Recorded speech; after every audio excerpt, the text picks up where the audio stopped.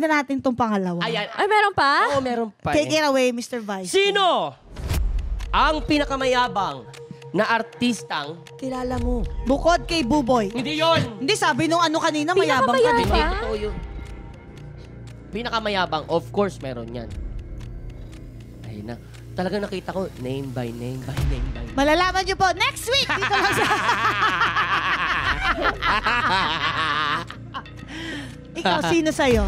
Pinakamayabang? Ikaw muna, isip ako. Sumoy. Ang hirap, di ba? Parang wala kasi namang mayabang. Ay, meron ako, mayabang. Ay, meron akong mayabang siya na hipokrita pa. Oo. Sino? Sabi, mabait naman daw, pero di naman ako Ito, blip nyo to. Ay, blip nyo na lang to para maganda. Oo. Oh, shucks. Ay, ang dami nga nagsasabi. Oo, siya yung mayabang na na Ba't ang dami hipokrita. nagsasabi? Sabihan niya yung friend ko na, ba't ka nagdadala ng mga Michael Kors na bag? Ako kasi hindi ko kailangan ng mga ganyan-ganyan eh. May ganyan siya. Boy, wag!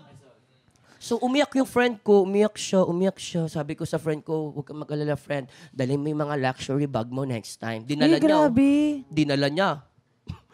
Kita ko dun sa isaw. Nang gagalaiti. Mga ganun yung yung Ay na, dinala niya pala itong mga bag niya.